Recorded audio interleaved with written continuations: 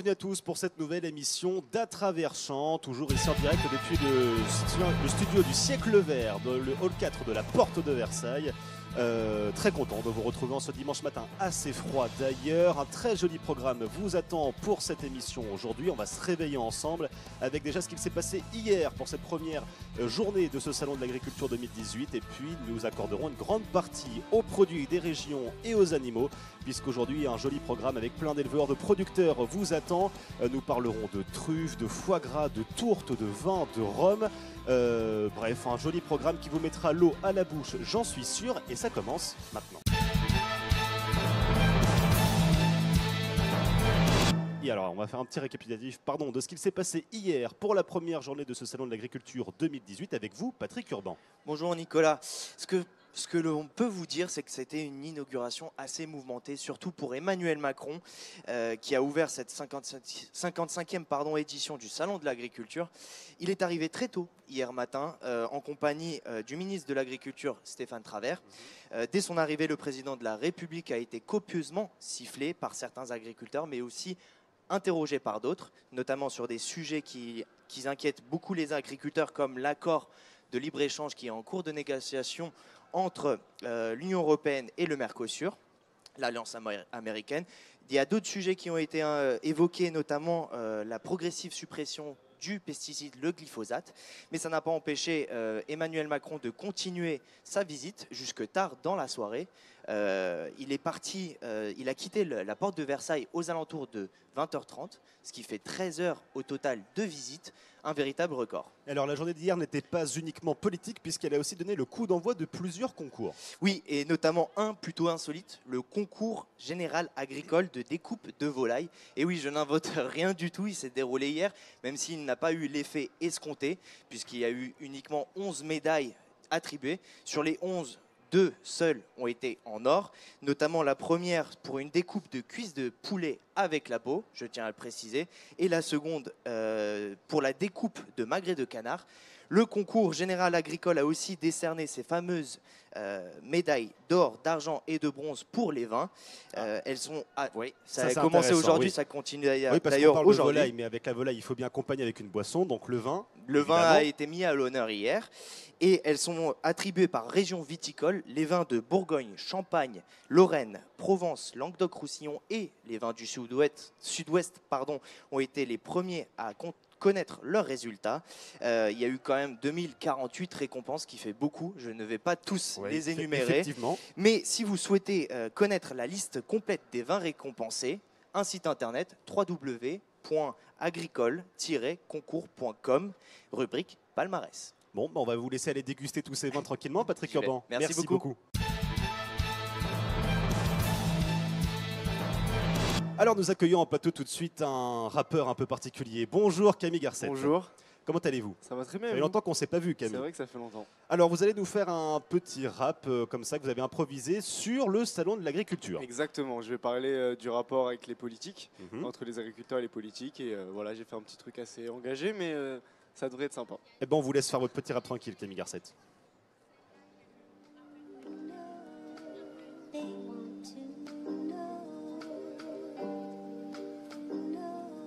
Alors ce texte, c'est vraiment pour les agriculteurs, leurs conditions, comment est-ce qu'ils vivent, comment est-ce qu'on les perçoit dans la société et quelle place ils ont, ils se cherchent aujourd'hui encore. Voilà, je trouvais ça important. Donc voilà. Aujourd'hui je prends le micro entre les vaches et les poules. La condition des agriculteurs n'est pas loin la plus cool. Je suis pas comme les politiques, je viens pas faire des bains de foule. Je viens éclairer la situation sans me servir d'ampoule. Au salon de l'agriculture, on peut voir toutes les espèces, du FN, du LR, en marché même du PS. Les bêtes de foire défilent, elles se ressemblent toutes, on perd le fil. La poignée de main est la même, le discours est versatile. Séduction politique et communication avec ces gens sans éthique. C'est toujours la même chanson son. On parle des paysans à seulement 2 occasions, parfois sur M6 et logiquement dans ce salon qui prend leurs conditions en considération. Que faire sans agriculteurs pour nourrir la nation? Baisse des salaires, perte de moyens, etc. Si l'amour est dans le pré, le blé sûrement n'y est pas. Le message avait pourtant l'air d'être assez clair. Jeter de la farine et des œufs, c'est l'expression de la colère. Sans un dialogue réfléchi, aucune solution trouvée. De La Fontaine l'avait dit, adieu vos vaches cochons couvés. On peut remercier tous ensemble la présence des médias. S'ils n'étaient pas là, les hommes en costume viendraient pas. Ils mangent gratuit, fromage, vin et saucisson. Un peu pompette, ça dérape. Et t'entends, casse-toi pauvre con, trêve de plaisanterie. Sauvons l'agriculture, commencer par tirer un trait sur l'accord du Mercosur. Tout seul je ne suis rien pour pouvoir les défendre. Au lieu de leur serrer la main, il vaudrait mieux la leur tendre. Hey. Je pense qu'on peut l'applaudir. Merci beaucoup. Engagé, effectivement, Et Camille Garcette. Un peu engagé, oui, exactement. Vous aimez l'agriculture? Oui, ça m'a touché un petit peu, j'ai regardé, je me suis informé. Et voilà, j'ai trouvé que c'était important d'en parler. Donc voilà. Merci. Bah, Merci Camille merci à vous. Garcette. De rien.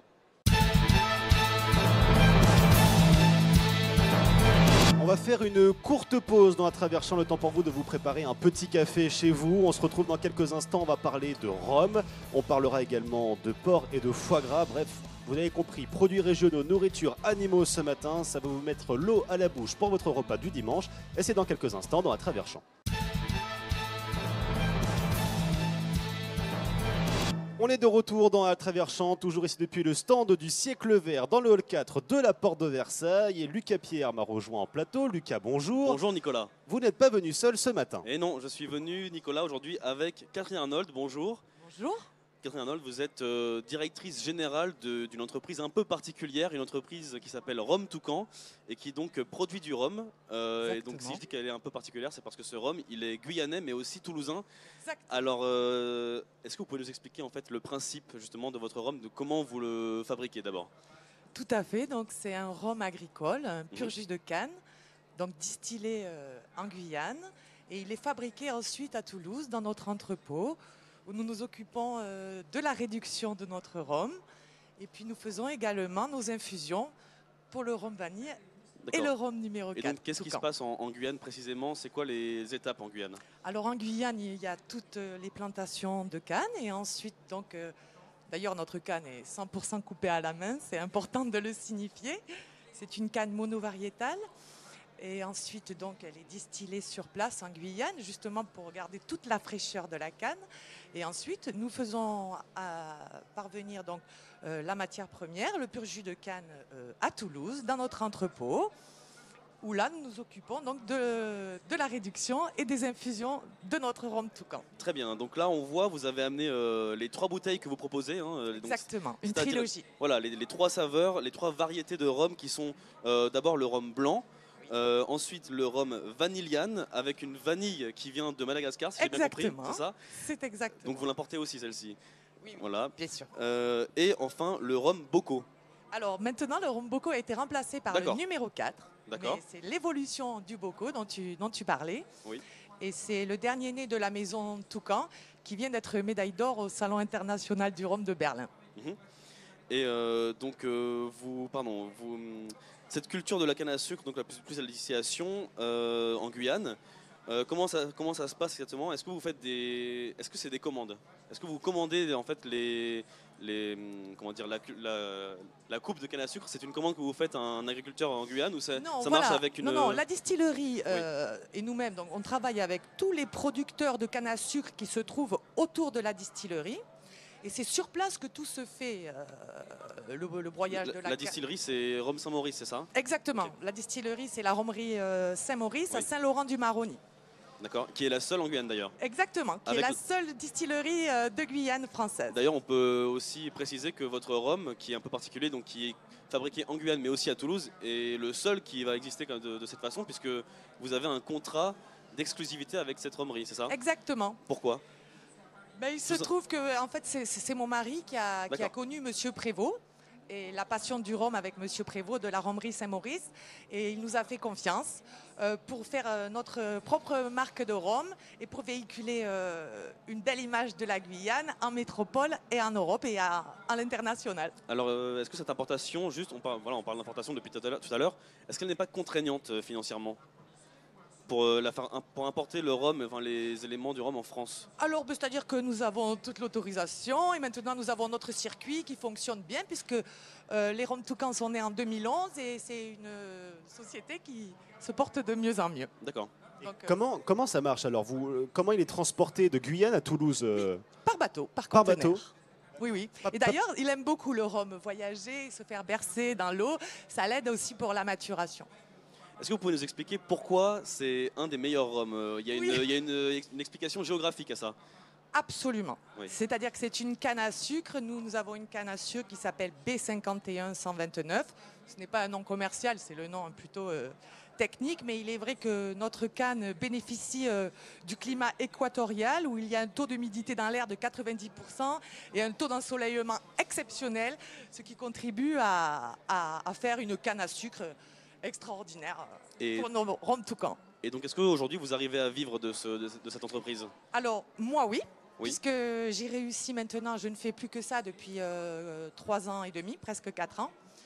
Mon mari, pas encore, puisqu'il a encore son autre travail, mais à terme, on aimerait faire que ça tous les deux, bien sûr. Avec votre mari, d'ailleurs, vous tenez un stand dans le pavillon 5, c'est ça, hein? Exactement, pavillon 5.1 au stand Guyane, vous pouvez venir nombreux. Est-ce que vous avez déjà eu des récompenses grâce à ce rhum? J'ai Oui, vu que vous aviez eu une récompense en 2011, il me semble. Absolument. Ouais. Alors en 2011, c'était la médaille d'or pour mon rhum blanc au Salon international du rhum de Paris. Mais depuis, j'ai eu d'autres médailles, puisque j'ai eu aussi la médaille d'argent cette année au Barcelona Rhum Congress. Et j'ai également gagné pour mon numéro 4 la médaille de bronze à Madrid et la médaille d'or à Berlin. Ouais, donc vous voyagez beaucoup. Oui. Vous avez d'autres objectifs en France ou dans l'Europe, peut-être, En de Europe, salon? tout à fait. Oui. Je négocie les contrats en Europe et à l'international. Et chaque jour, un petit pays de plus. Et qu'est-ce qui le différencie, ce rhum-là, des autres? Par exemple, des autres rhums de Caraïbes, par exemple. Oui, tout Il est à plus fait. fort, moins fort Alors après, fort ou pas fort, c'est toi qui fais la réduction que tu souhaites en fait. Hein. Nous, c'était vraiment une intention de notre part de faire le blanc à 50 degrés, parce que j'estime que c'est le minimum pour un blanc, il faut un 50 degrés. Et ensuite, nous avons choisi de faire une réduction à 45 degrés pour le vanilliane. Et ensuite, ici, celui-ci est un peu plus doux, puisqu'il est à 40 degrés. Et il est passé en fût de base Armagnac. Et est-ce que les Français sont plus amateurs de rhum que les Guyanais, ou c'est l'inverse? Alors bon, les Guyanais, c'est vraiment dans la culture. C'est une culture, Effectivement, il y a, le tiponche là-bas, c'est vraiment la boisson locale adorée des Guyanais. Mais en métropole, les personnes aiment le rhum et de plus en plus. Et avec quoi on pourrait... c'est quoi? C'est plutôt à la fin d'un repas, celui-là? On pourrait le prendre en apéritif ou pas? Oui, alors, les deux. Les deux. Généralement, le tiponche, c'est un apéritif. Et le vanilliane et le numéro 4, ça sera plutôt à boire pur. Et on peut le boire parfaitement en apéritif ou en digestif, accompagné d'un petit dessert. Bon, eh ben écoutez, merci à vous deux. Lucas, je pense que vous êtes un petit peu chanceux. Je vous laisse aller déguster ce rhum tranquillement de Avec votre On va côté. voir ça, oui, on va voir ça. Allez-y, profitez de votre dimanche matin. Merci Nicolas. Et puis je vous souhaite une très bonne journée à vous deux du coup. Merci beaucoup. Merci.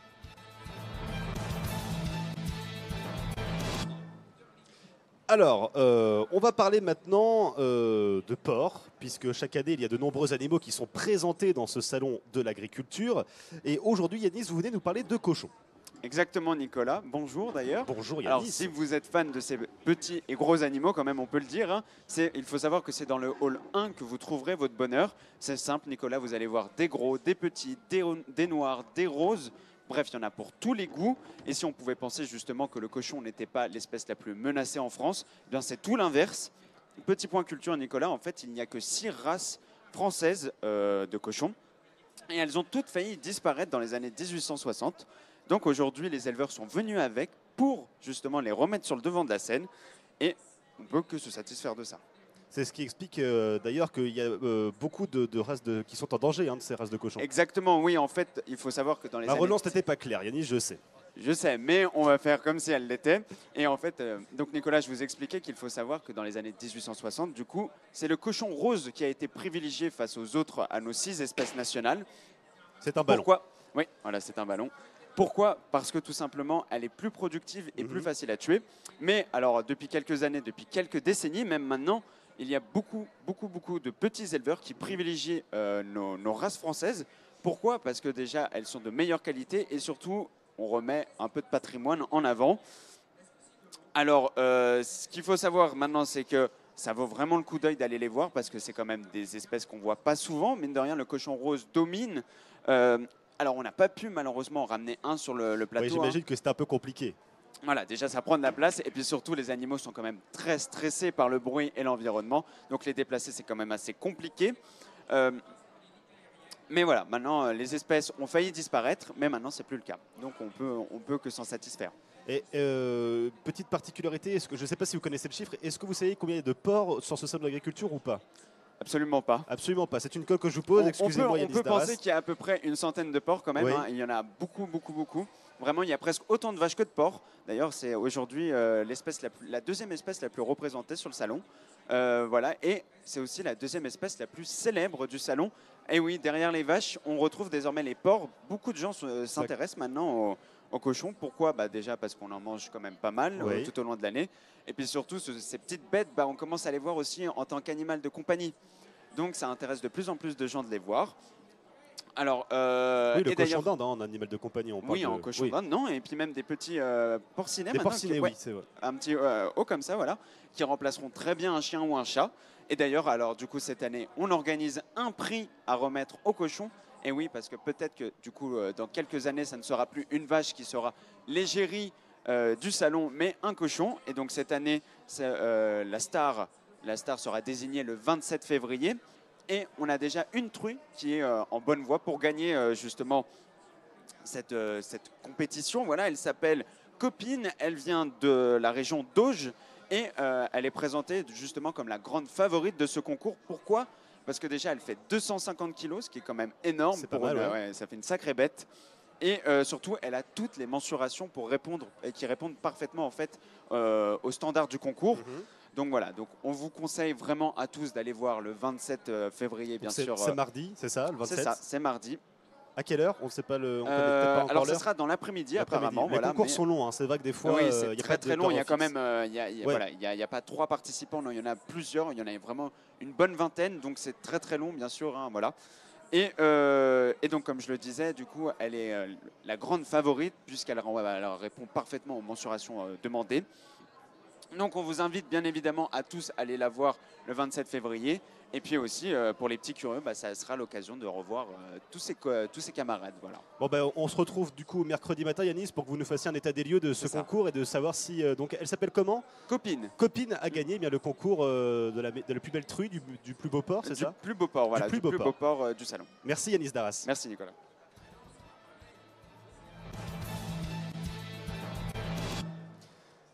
On va refaire une courte pause dans À travers champs. On se retrouve dans quelques instants avec des producteurs basques, des producteurs de vin, de la truffe, de la tourte. Bref, on continue notre panel et bien des producteurs de produits régionaux. Et c'est tout de suite dans À travers champs.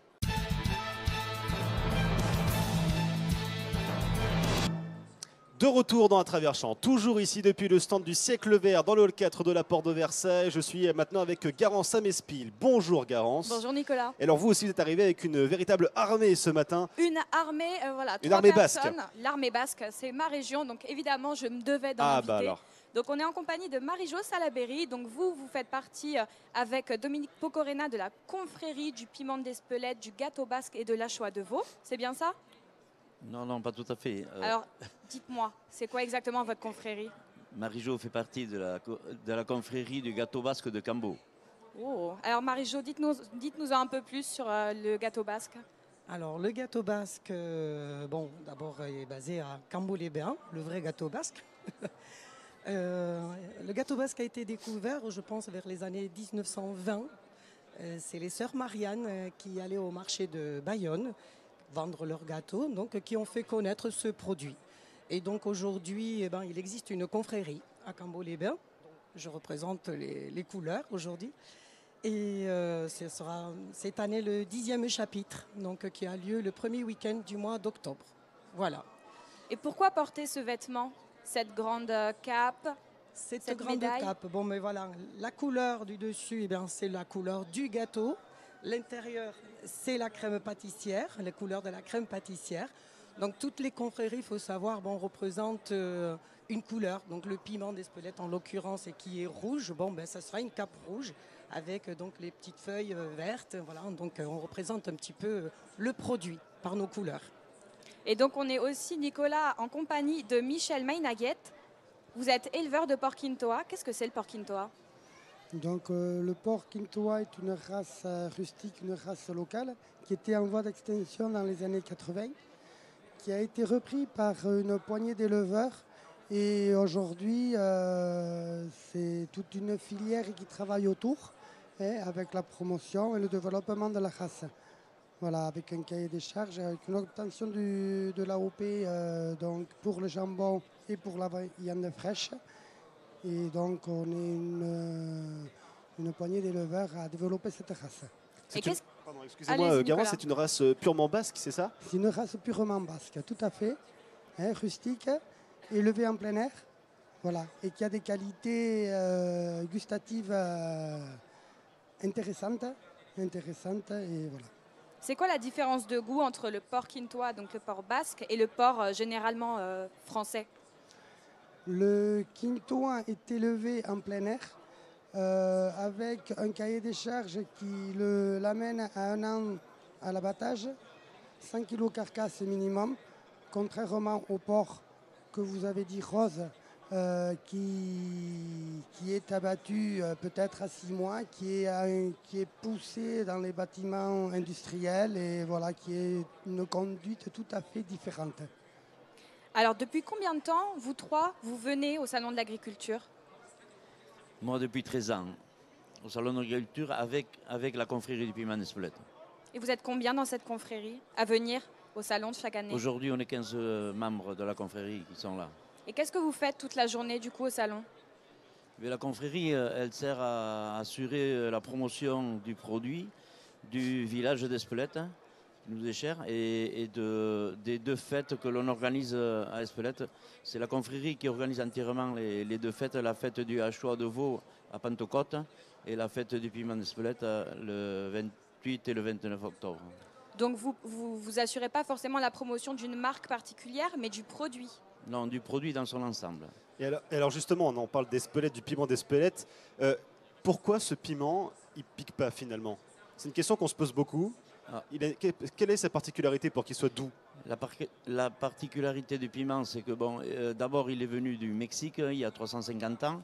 Il s'est développé dans le secteur d'Espelette sur 10 communes.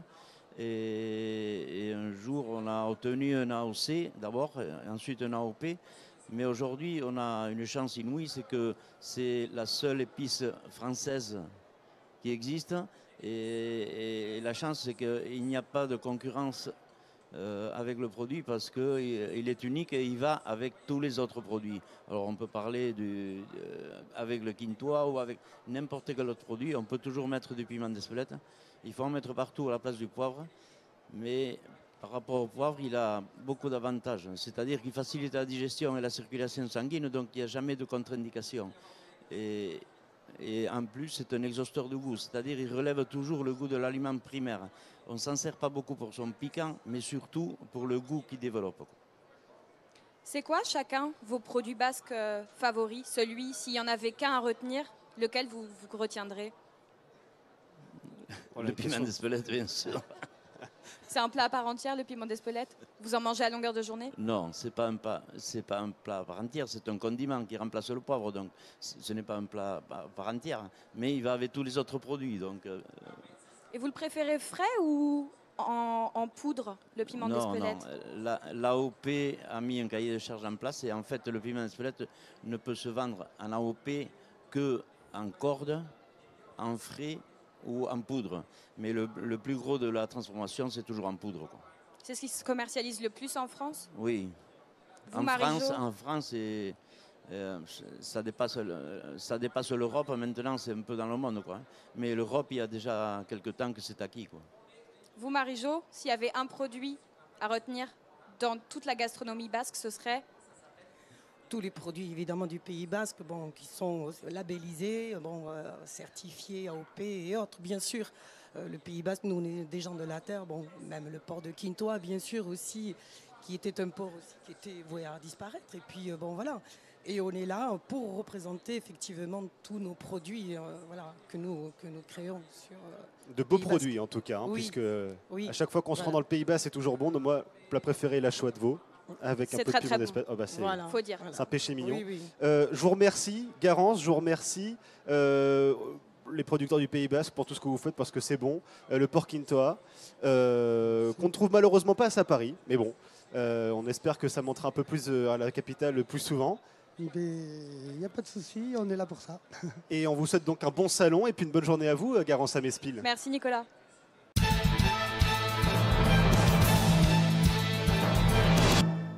Alors, dans quelques instants, c'est Guillaume Charpin qui va venir nous parler de vin, puisqu'évidemment, on ne peut pas parler de salon de l'agriculture, de piment d'Espelette, d'Achoa de Veau sans parler de vin, ce qui serait une hérésie. Alors, Guillaume Charpin, le temps qu'il vienne sur ce plateau, le voilà, le grand Guillaume Charpin. Comment allez-vous, Guillaume? Ça va très bien et vous, Nicolas? Plutôt bien. Alors, qu'est-ce que vous allez nous présenter comme vin aujourd'hui? Alors d'abord, question de base, hein, on est en France, on aime ça, on aime la bonne nourriture, on aime le bon vin. Est-ce que vous l'aimez justement, notre vin? Est-ce que vous aimez ça, le vin? Comment ne pas aimer le vin français, Guillaume? Je suis bien d'accord avec Le vin vous. en général, mais surtout le vin français. Vous en buvez beaucoup? Pas trop, j'espère, hein, quand même. Modérément, on est à la Et télé, alors, on ne peut justement, pas tout dire. C'est un peu le sujet de cette chronique. Si vous deviez choisir qu'un seul vin, qu'une seule région, qu'une seule bouteille, qu'est-ce que vous choisiriez, vous, Nicolas? Je suis très Bourgogne. Ah, vous êtes très Bourgogne? Très Bourgogne, vin rouge Bourgogne. Ah, donc du bon rouge de Bourgogne? Haute-Côte de Nuit, Ah, je vous comprends, en même temps, c'est très bon. Marsanne et la Côte, enfin, voilà. Alors, moi aujourd'hui, ce matin, je vais pas essayer de vous donner un cours d'œnologie. Hein. La viticulture française est très complexe, très variée, très vaste. Mais si vous voulez un jour devenir juge de nos régions du talent en regardant l'éternel JT de Jean-Pierre Pernaut, qui fait d'ailleurs cette année ses 30 ans de carrière, hein, c'est dans le pavillon 3, hein, qui est situé juste à côté de nous, là, juste à côté, que vous pourrez aller voir les producteurs qui vous accueilleront et qui vous plongeront au cœur de l'histoire de leur vin, des exploitations de prestige, les dernières nouveautés, comment passer une excellente journée au salon.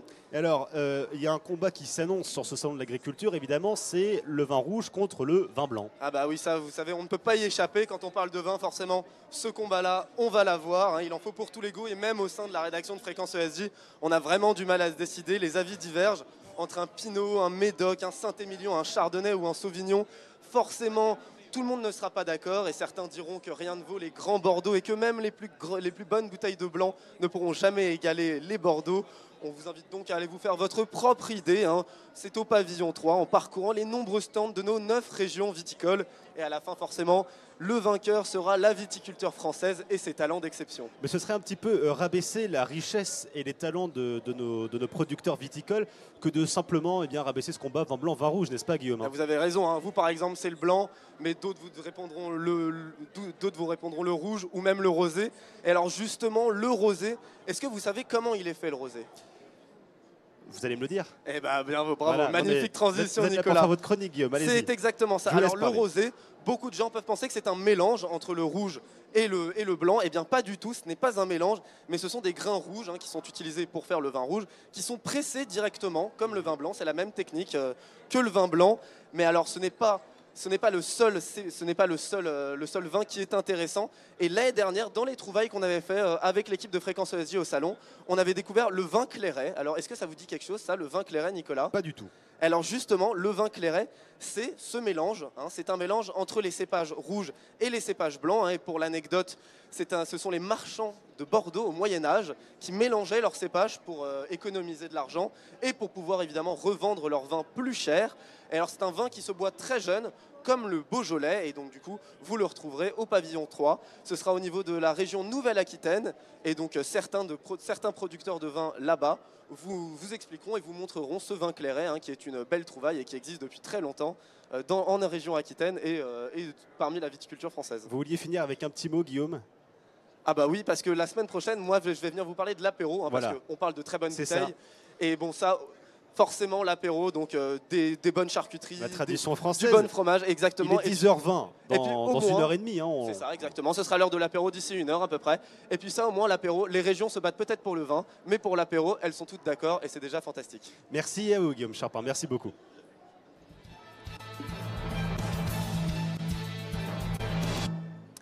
Kevin L'Héritier. Bonjour Kevin. Bonjour Nicolas. Vous me rejoignez en plateau avec un invité d'honneur puisque cet invité arrive avec des truffes. Tout à fait, Nicolas, vous aimez les truffes? Alors là, oui, j'adore ça. Alors ça tombe bien, comme vous l'avez dit, notre invité, M. Salvatore Lenzi, est présent sur le plateau d'À travers champs pour nous présenter ses produits dans un court instant. Mais laissez-moi tout d'abord vous le présenter.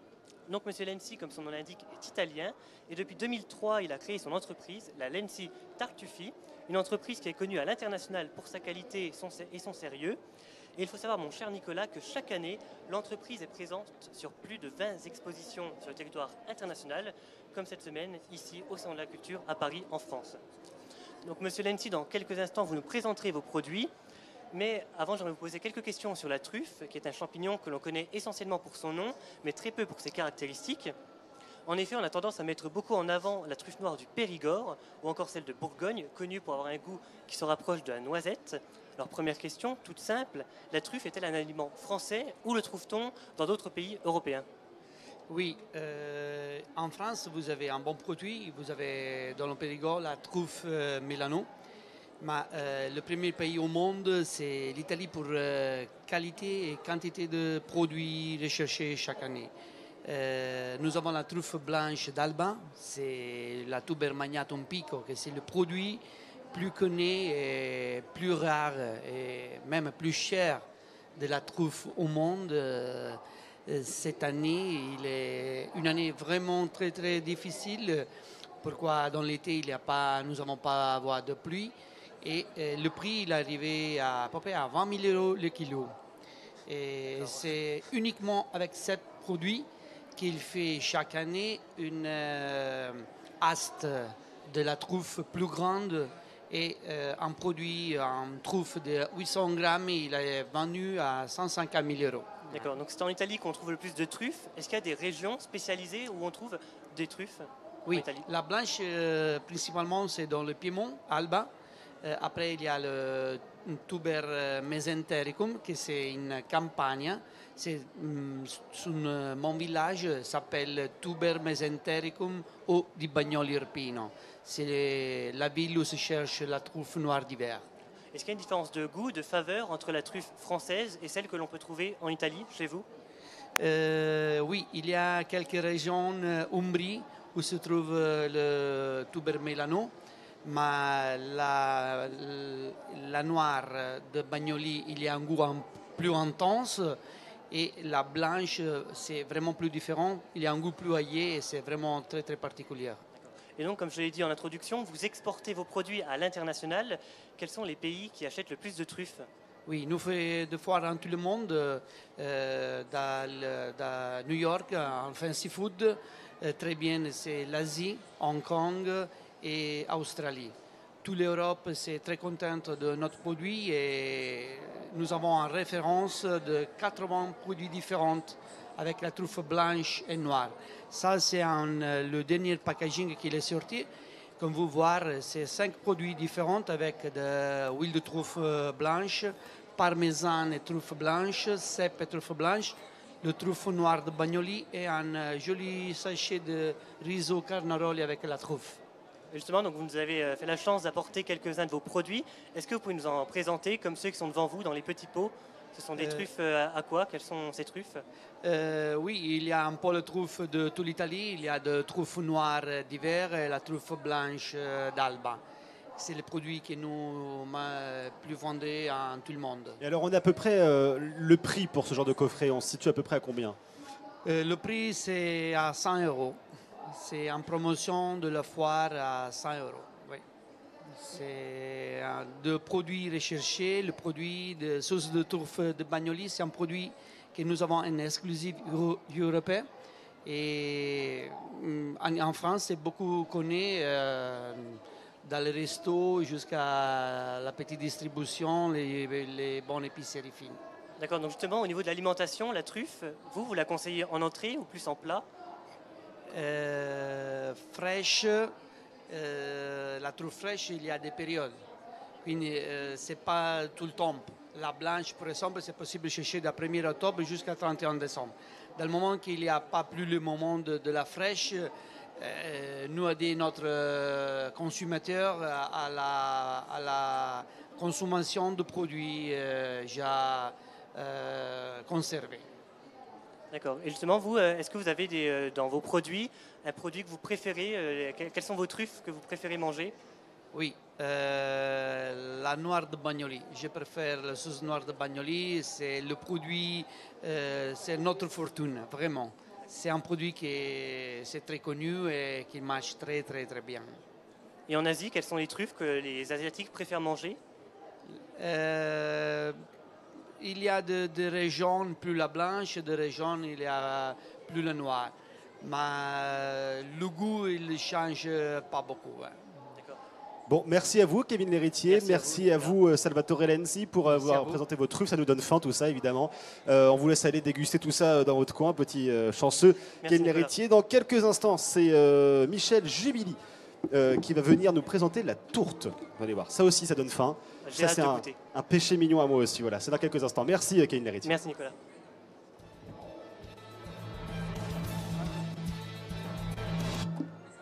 Michel Jubili, je vous en prie, venez nous rejoindre en plateau. Elle est là avec donc de la tourte aux pommes, quelque chose d'absolument délicieux. Voilà, ça donne faim. On vous avait dit au début de cette émission qu'on allait vous présenter des produits régionaux qui allaient vous mettre en appétit pour ce dimanche midi. Eh bien, c'est le cas. Michel, bonjour. Bonjour. Très content que vous ayez pu venir sur ce plateau ce matin. Tout d'abord, question bête, mais il y a des gens qui ne savent pas. Qu'est-ce qu'est la différence entre la tourte, la tarte ou la galette? Alors, la tourtière, en fait, c'est une pâte très fine qui est étalée à la main avec une succession de couches sous le dessous. Ensuite, on met quelques pommes, un peu de rhum et sur le dessus, on remet de la pâte un peu en chiffonnade. Alors, comment est-ce qu'on fait une bonne tourte? Sans nous dire tous vos secrets de recettes, mais il y a une spécificité, une recette particulière? Il y a une recette particulière, il y a de la patience. Ouais. Et il y a un savoir-faire qu'on apprend surtout avec les anciens qui nous ont beaucoup aidés pour ça. Donc ça se transmet de mère en fille, de père en fille, de génération en génération. Vous faites vos propres confitures aussi, c'est ça? Aussi. Que vous mettez dans vos tourtes? Non, pas forcément. Pour l'instant. Non, les confitures, j'ai commencé avec les confitures et mes filles, puisque c'est une entreprise familiale. Et puis petit à petit, on a développé avec les tourtières aux pommes. Et la pomme, c'est ce qu'il y a de meilleur dans une tourte sucrée? Parce qu'on a aussi des tourtes salées. Voilà, non, nous on l'a fait à la pomme exclusivement. Ouais. Après, on l'a fait pomme et pruneau.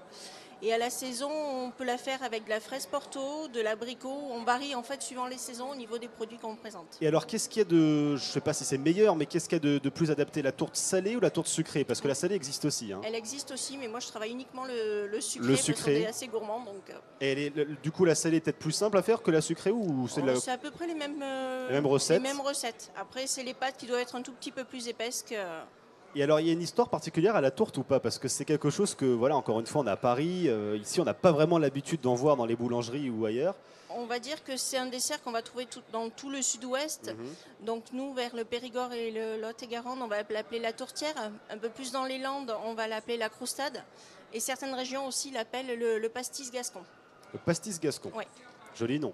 Et où est-ce qu'on peut vous trouver, Michel, sur ce salon de l'agriculture? Alors au niveau du salon, on est sur le hall 3 au stand F96 avec la région Nouvelle-Aquitaine. Voilà, et alors ça coûte une tourte comme vous nous présentez là aujourd'hui, ça coûte à peu près combien à peu près? Celle-ci, c'est une tourte de 6 personnes qui est à 15 €. 6 personnes, 15 €. Ouais. D'accord, ça, le prix est raisonnable pour une... Que ce soit n'importe quelle taille, en fait, on est à 2,50 € la part. D'accord. Et c'est quoi? C'est compact à manger ou pas? Ah non, c'est un dessert qui va être très léger, Très croustillant. Et en fait, on a le moelleux de la pomme à l'intérieur. Ça nous donne faim, ça, Michel, ça nous donne faim. Et quand on est gourmand, on peut même rajouter une petite boule de glace vanille et de la sauce caramel. Ah, alors là, vous savez parler aux gens qui apprécient tout ça. Est-ce que on parle de la pomme, quel genre de pomme? Parce qu'on m'a dit un jour, un producteur de pâtisserie m'a dit, pour une tarte aux pommes, on ne peut pas mettre n'importe quelle pomme dans n'importe quelle tarte non plus. Alors moi, ouais, j'ai essayé plusieurs et je travaille uniquement avec de la golden. De la golden? Oui. C'est la meilleure quand même. Oui. Voilà. Bon, on vous remercie, Michel De rien. Jubili. On vous retrouve donc du coup au hall 3, Oui. stand F96. C'est ça. Pour donc la tourte à la pomme avec des confitures. Des confitures de quoi là? On a voit mûre. Alors là, on a une confiture de melon de mémé Noël et une Melon. confiture carotte, cognac, gingembre. Ce sont que des associations un peu bizarres, mais Bon là, je pense que le Sud-Ouest ce matin nous fait plaisir avec ses recettes. Merci à vous. Merci beaucoup. Et puis on vous souhaite donc un très bon salon de l'agriculture à vous aussi. Merci beaucoup. Au revoir. Au revoir. Alors Hugo Franceschi, bonjour Hugo, comme on n'a plus beaucoup de temps, vous allez nous faire le programme du jour. Oui, bonjour Nicolas. Même le dimanche, il n'y a pas de trêve dans la compétition au Salon de l'Agriculture. En effet, les concours généraux agricoles se poursuivent. Les bovins seront au centre de l'attention car les vaches montbéliardes défileront de 10 à 14 heures au grand ring du pavillon 1 et la meilleure race sera désignée par le jury. Toujours au pavillon numéro 1, une sélection similaire a lieu sur le ring des présentations à partir de 13h pour les vaches de la race Pie Rouge et sur le grand ring à partir de 14h pour les vaches normandes. Vous pourrez également retrouver dans l'après-midi au pavillon 1 toujours sur le ring ovin caprin le concours parmi les différentes espèces de moutons à 14h. Oui, on n'en parle toujours pas depuis ce début de ce salon. Eh bien à 14h30 on désignera le meilleur de la race Texel et à 16h30 le meilleur de la race Southdown.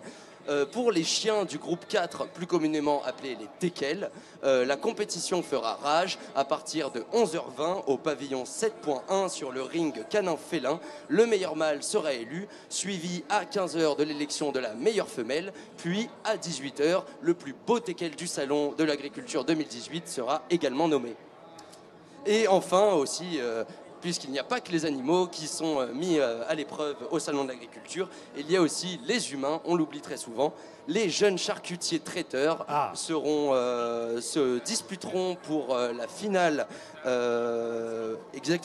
Pour la finale des meilleurs apprentis, pour la finale des meilleurs apprentis, jusqu'à 17h le concours. Donc vous pouvez aller le voir, c'est au pavillon numéro 1. Et alors parmi les conférences du jour, il y en a une qui vous a tapé dans l'œil, n'est-ce pas? C'est ça, c'est une conférence sur l'agriculture en milieu rural. En milieu urbain, justement, c'est l'inverse. Parce qu'en milieu rural... ça, on la connaît déjà. Et c'est donc en milieu urbain et elle se tiendra au pavillon numéro 1 dans l'allée R au stand 36. Quels sont les enjeux de cette agriculture? Quels sont les différents types de cultures proposées? Et quels sont les moyens utilisés? Je suis sûr que Grégoire Bleu, président de l'Association française d'agriculture urbaine professionnelle, répondra à toutes nos questions. Alors là, il est 10h35, Hugo. Qu'est-ce que vous nous conseillez comme dégustation ce midi? Eh bien, c'est au pavillon numéro 3, dans l'allée L, au stand 120. La maison des vins de Fronton vous propose une initiation à l'œnotourisme. L'œnotourisme, donc une dégustation de vin qui portera sur les 3 domaines viticoles du Frontonnais. Et puis, il y aura un quiz avec des bouteilles de vin à gagner. Alors, autant vous dire, Nicolas, que j'y vais de ce pas. Ah bah, je vous laisse y aller, Hugo Franceschi. Merci beaucoup. On vous laisse apprécier tout ce joli programme aujourd'hui. Merci.